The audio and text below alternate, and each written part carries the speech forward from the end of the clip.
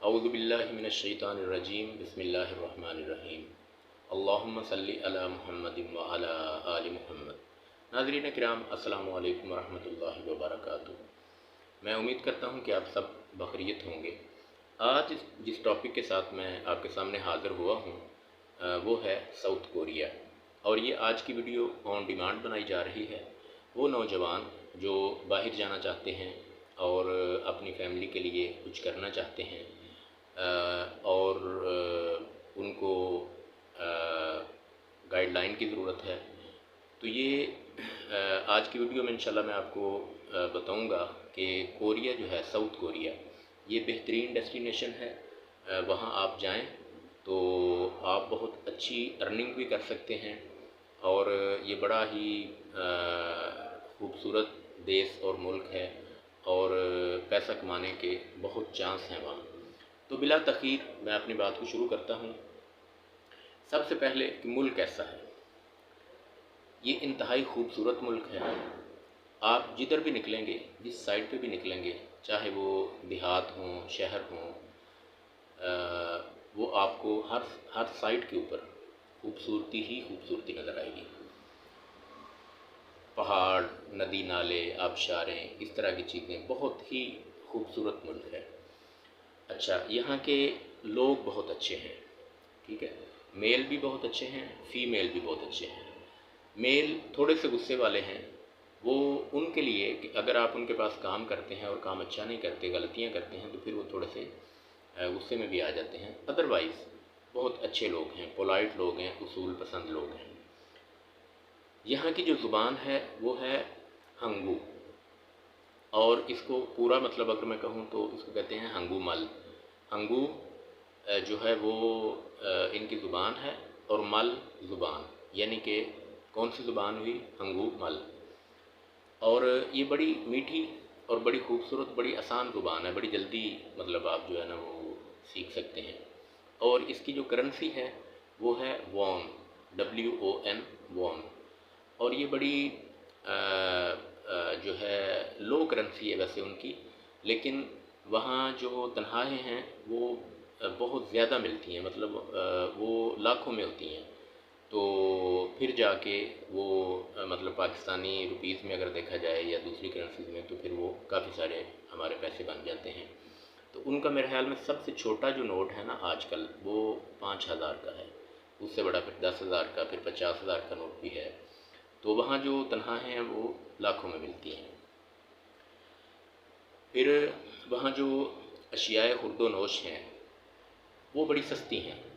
مطلب میں آپ کو مثال دیتا ہوں کہ میں جب وہاں تھا تو میں 26 دن کے پیسے اپنے گھر بھیجتا تھا، اور 4 جو سنڈے آتے تھے مہینے میں، ان کا میں اوور ٹائم لگا کر ان سے میں اپنا پورا مہینے کا گزارا کر لیتا تھا، اور اچھا خاصا مطلب وہ اماؤنٹ بن جاتی ہے جس سے آپ کا بہت اچھا گزارا ہو جاتا ہے۔ اس کے بعد وہاں کام کا کوئی ایشو نہیں ہے، بے شمار فیکٹریز ہیں۔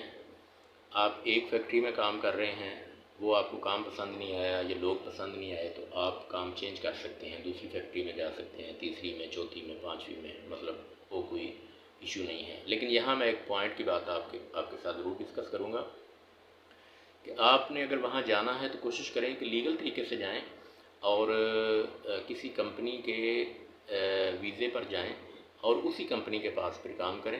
وہاں ان کے جو رولز ہیں ان کی وائلیشن بہت کم ہوتی ہے، وہ آپ کو مطلب بہت اچھے طریقے سے جو ہے اکاموڈیٹ کریں گے، اور سیلری ٹائم پہ دیتے ہیں، سیلری بہت اچھی ہوتی ہے۔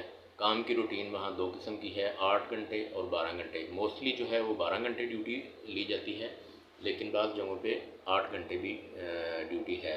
لیکن وہاں یہ ہوتا ہے کہ 8 گھنٹے کام کرنے کے بعد آپ 4 گھنٹے جو ہے وہ اوور ٹائم کا بھی آپشن ہوتا ہے، اگر وہ لگانا چاہیں تو وہ لگا سکتے ہیں۔ جب میں وہاں تھا تو میں نے 12 گھنٹے والی ڈیوٹی بھی کی ہوئی ہے، اور میں نے 8 گھنٹے والی ڈیوٹی بھی کی ہوئی ہے۔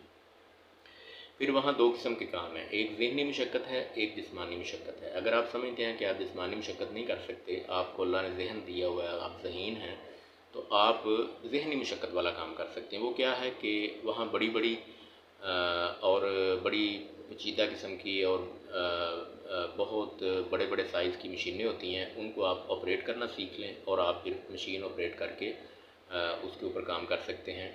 اور جو لیبر پسند کرتا ہے، جو جسمانی مشقت والا کام کر سکتا ہے، وہ دوسرے کام کر سکتا ہے، یعنی وہ آپ کو اسسٹ کرے گا۔ پھر مثال کے طور پہ آپ مشین آپریٹر ہیں، آگے مطلب کوئی دوسرا شخص جو ہے وہ ڈبے بنا رہا ہے، پیکنگ کر رہا ہے، یہ وہ مطلب کس طرح کا بھی ہے۔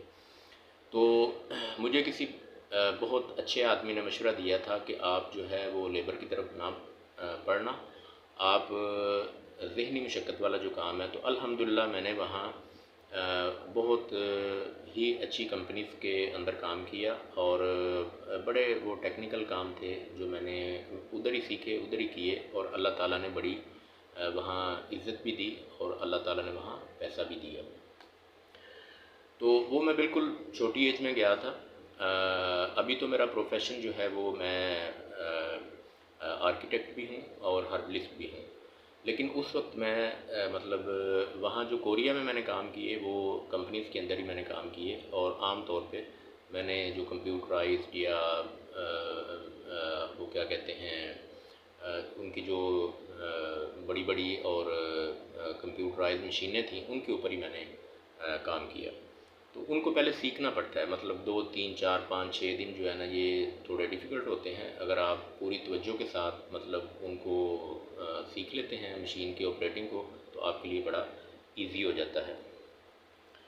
تو جدھر آپ کام کرتے ہیں آپ کو رہائش ادھر ہی مل جاتی ہے، کھانا آپ نے خود بنانا ہوتا ہے، اور وہاں چونکہ وہ نان مسلم ہے تو ابھی تو وہاں بے شمار مساجد بن چکی ہوئی ہیں، اور بہت سارے کورین اب تو مسلمان بھی ہیں۔ تو جب میں وہاں تھا تو اس وقت مطلب 1% شاید مسلمان تھے کورین، ایک مسجد تھی، ایک یا 2 مساجد تھیں۔ ابھی تو بے شمار مساجد بن چکی ہوئی ہیں، تبلیغی جماعت والے وہاں جاتے ہیں، اور تبلیغ کا سلسلہ اسلام کافی سارا وہاں الحمدللہ پھیل چکا ہوا ہے۔ تو رہائش آپ کو کمپنی دے دیتی ہے، اور سیلری بہت اچھی ہوتی ہے۔ آپ حلال فوڈ کی وہاں دکانیں ہیں، ان کو فون کریں، آرڈر پہ سارا کچھ آپ کو گھر میں وہ پہنچا دیتے ہیں، آپ اپنا پکائیں کھائیں، اور کوئی مطلب آپ رات کو دن کو بلا جھجک آپ گھومیں پھریں، مطلب کوئی کسی قسم کی آپ کو وہاں ٹینشن نہیں ہے۔ اور وہاں بسیں، ٹرینیں، ٹیکسیز، اس طرح کی چیزیں، مطلب جو آج ہم اپنے ملک میں یہ میٹرو دیکھ رہے ہیں، تو وہاں تو میرے خیال میں 35 سال پہلے یہ انڈر گراؤنڈ بھی اور آن گراؤنڈ بھی یہ ساری ٹرینیں مطلب سب کچھ ایک جال بچھایا ہوا انہوں نے۔ بسوں کا سسٹم بہت اچھا ہے، ٹرینوں کا سسٹم بہت اچھا ہے، تو وہ کوئی ایشو نہیں ہے۔ ہم سے تقریباً وہ کوریا جو ہے تقریباً کوئی میرے خیال میں 70-80 سال جو ہے وہ میں بھی سمجھتا ہوں کہ وہ ہم سے آگے ہے ٹیکنالوجی میں اور جدت میں۔ اس کے بعد یہ ہے کہ کرائے بھی بہت زیادہ نہیں ہے۔ آپ ٹیکسی یوز کرتے ہیں یا بسیں ٹرینیں یوز کرتے ہیں تو بہت نامنل سا کرایہ ہے۔ اچھا، وہاں سردی بہت زیادہ پڑتی ہے، اتنی سردی پڑتی ہے کہ -55 تک جو درجہ حرارت ہے وہ گر جاتا ہے۔ تو اب آپ سوچیں گے کہ وہاں پھر لوگ سروائیو کیسے کرتے ہیں، یا آؤٹ سائڈر جو ہیں مطلب پاکستانی یا دوسرے کنٹریز کے جو لوگ گئے ہوتے ہیں وہ کیسے سروائیو کرتے ہیں۔ تو وہاں ٹوٹل انتظامات ہیں، مطلب لباس بھی اس طرح کا مل جاتا ہے کہ جو آپ کو سردی سے بچاتا ہے، اور انہوں نے فرش کے اندر، دیواروں کے اندر سسٹم لگائے ہوتے ہیں کہ وہ فرش جو ہے وہ گرم ہو جاتے ہیں اور دیواروں سے بھی ہیٹ نکلتی ہے۔ اس کے بعد وہاں بیڈ شیٹس ملتی ہیں جن کے ساتھ ریگولیٹر بھی لگا ہوتا ہے، کہ اس کو آپ کم زیادہ کر سکتے ہیں، اور آپ اس کو مطلب وہ 7 تک ہوتا ہے، تو اگر آپ اس کو 1 پہ چلاتے ہیں تو سخت سردی کے اندر بھی آپ کو رات کو اس کو بند کرنا پڑ جائے گا۔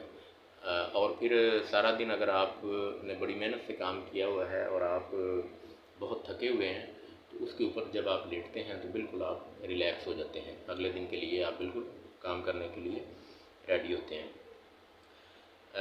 گرمی بھی پڑتی ہے وہاں، جب شدید گرمی ہوتی ہے تو ایک چھوٹا سا پنکھا 12 وولٹ کا اگر آپ وہ یوز کرتے ہیں تو آپ کا اچھا خاصا گزارا ہو جاتا ہے، یعنی اس سے آپ اندازہ کر لیں کہ گرمی کی شدت کیا ہے۔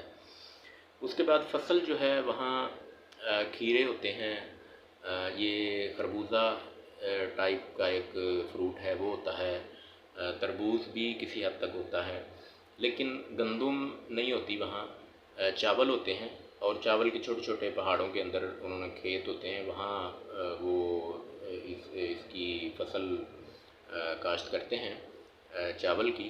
تو چاول ہمارے جیسے چاول نہیں ہوتے، مطلب وہ موٹے چاول ہوتے ہیں، جیسے ہمارے کرنل باسمتی اس طرح کے چاول نہیں ہوتے، موٹے چاول ہوتے ہیں۔ اور محنتی آدمی جو ہے اس کی وہاں بہت زیادہ قدر ہے، بہت زیادہ۔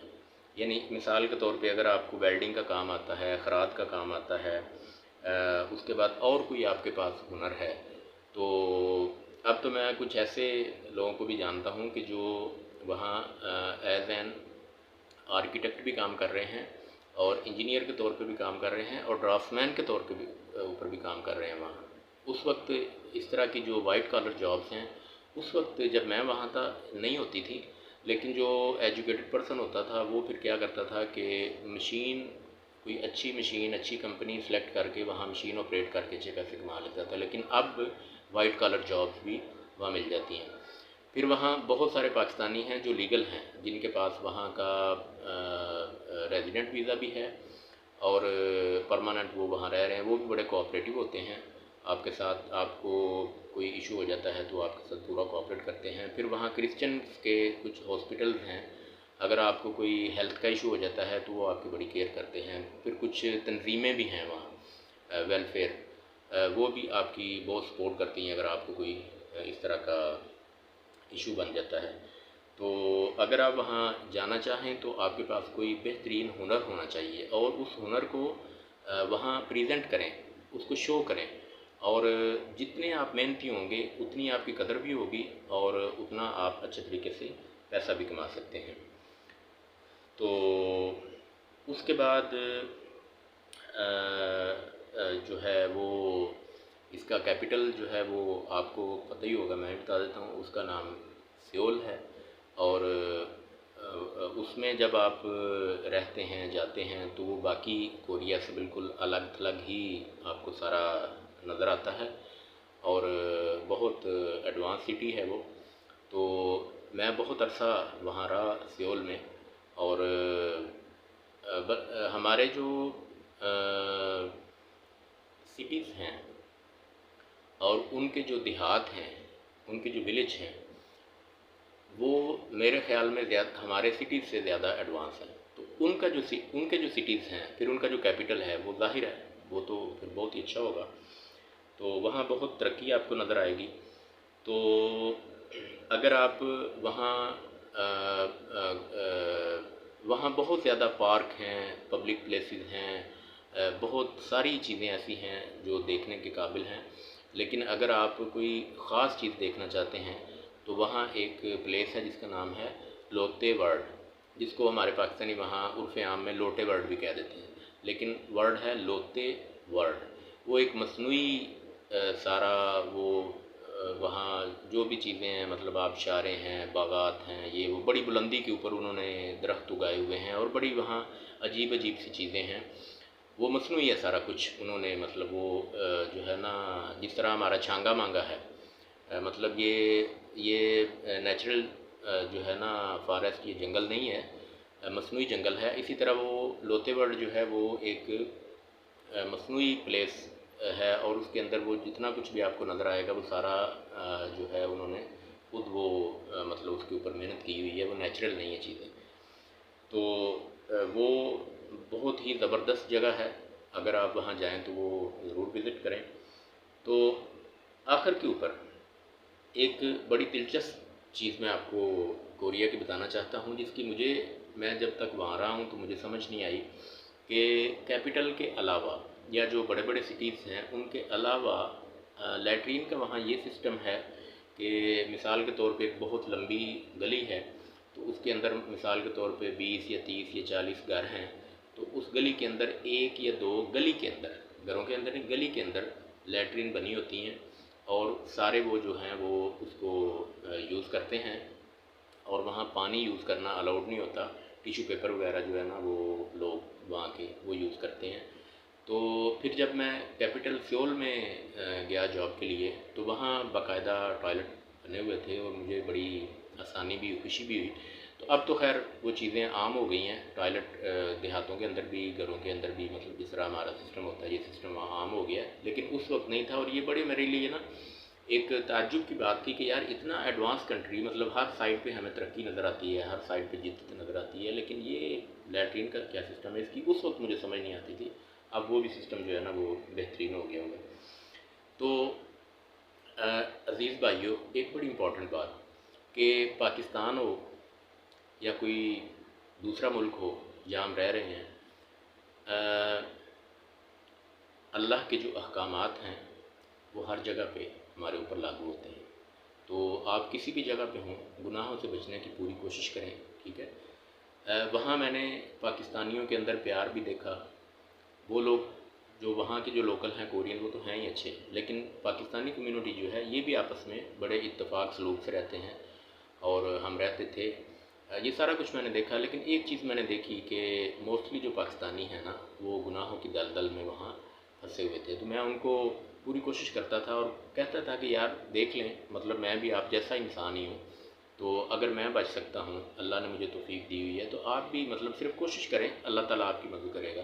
تو آپ گناہوں سے ضرور بچیں. اور ایک عبرت ناک واقعہ وہاں بھی میں نے دیکھا کہ ایک شخص کو میں بہت منع کرتا رہا، اس کی حرکات و سکنات کی بنا پر میں اس کو بہت سمجھاتا رہا، لیکن وہ نہیں سمجھ سکا. میری آنکھوں کے سامنے اس کو ایڈس ہوئی اور پھر میں نے اس کی وہ سارا پیریڈ اپنی آنکھوں کے سامنے دیکھا اور بالآخر اس کی ڈیتھ ہو گئی. تو اللہ تعالیٰ کو ہر اس کام سے بچیں جس سے اللہ رب العزت ناراض ہوں اور ہماری آخرت برباد ہو. تو کوریا کے متعلق اگر آپ کو کسی بھی دوست کو، کسی بھی بھائی کو اگر کوئی مزید انفارمیشن چاہیے ہو تو مجھ سے کانٹیکٹ کر سکتا ہے. میں انشاءاللہ اس کو بالکل حقیقت کے اوپر مبنی جو ہے وہ انفارمیشن دوں گا. تو آپ جانا چاہتے ہیں ضرور جائیں اور بہت پیسہ کما سکتے ہیں، اور جتنی محنت کریں گے اتنا ہی آپ کو اچھا پھل ملے گا. نیکسٹ ویڈیو کے اندر انشاءاللہ میں آپ کو ملیشیا کے متعلق بتاؤں گا، اور اس سے جو اگلی ویڈیو ہوگی اس کے اندر میں آپ کو جاپان کے متعلق جو حقائق ہیں وہ آپ کے سامنے رکھوں گا. تو ویڈیو دیکھنے کا بہت بہت شکریہ. اللہ حافظ. السلام علیکم ورحمۃ اللہ وبرکاتہ.